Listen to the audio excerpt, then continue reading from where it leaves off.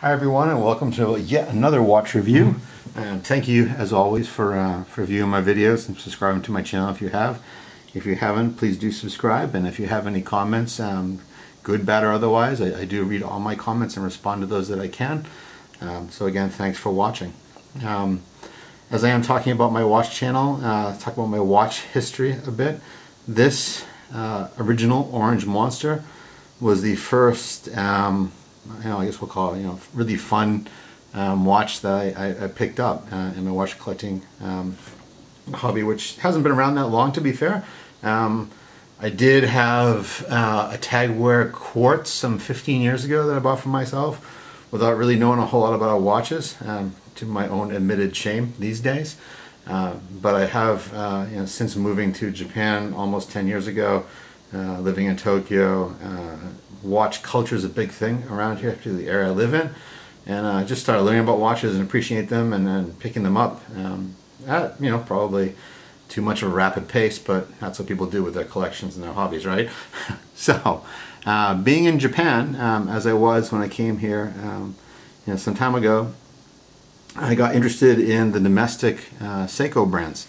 Now the Monster, this Orange Monster in particular, has been around and been reviewed quite a lot on video and before video and blogs as being, one of the best watches you could probably buy in terms of diver for the money.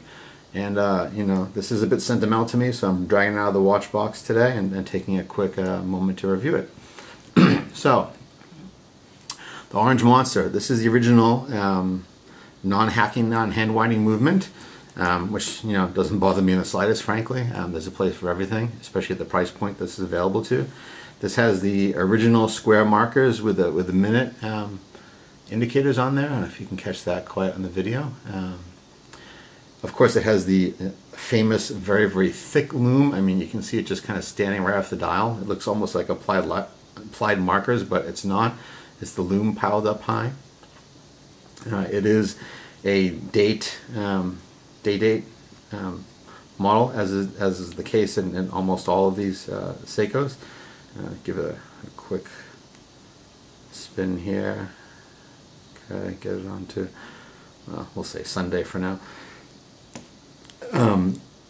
I think probably the newer monsters have gotten more press because as YouTube became popular, it was more synonymous with the newer monsters. So there's a lot more content available for them. But I do have a newer shrouded monster, as you see, the SRP 637, I believe, and that's still in my collection. But this one was the first Japanese diver that I picked up, my first Seiko, and it really showed me how much amazing quality you can get for the money with watches like Seikos.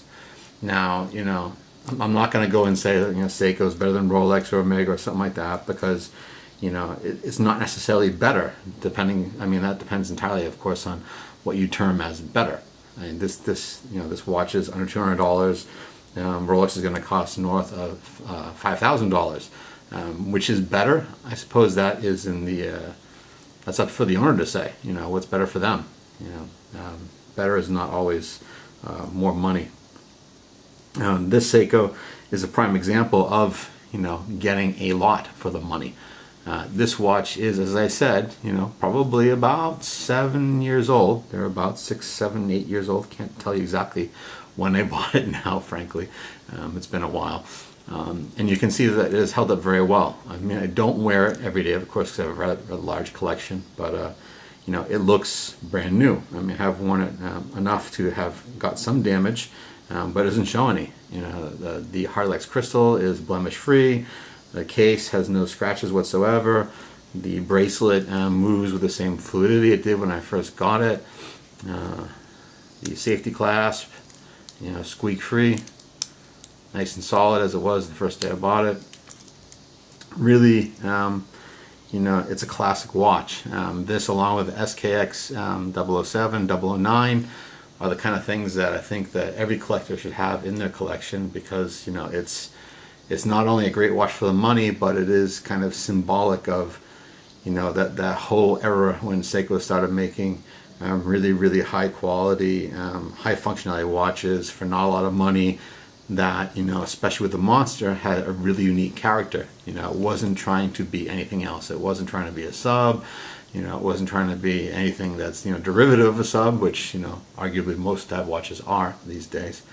And it, you know, it took a while to grow on people, including me, honestly, when I first bought it.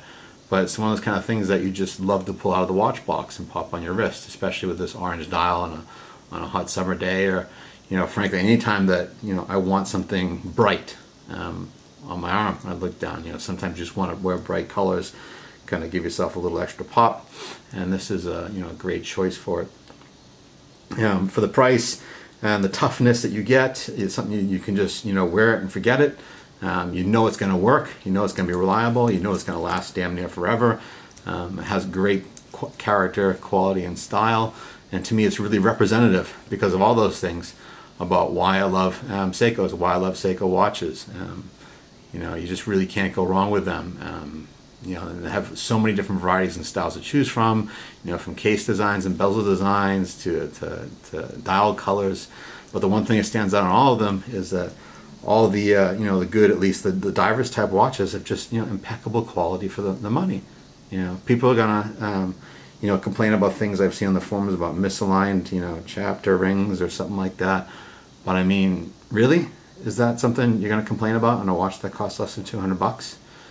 I mean, that's, you know, there's plenty of issues with more expensive watches out there if you really want to point out issues. But the fact is that, you know, for the money, it's going to be really hard to get anything else that's going to give you the kind of, you know, enjoyment, longevity, durability, quality, and just, you know, honestly, the smiles that a watch like this can give you. So, again, like I said, reaching back into the time vault, my first really fun watch I picked up for myself.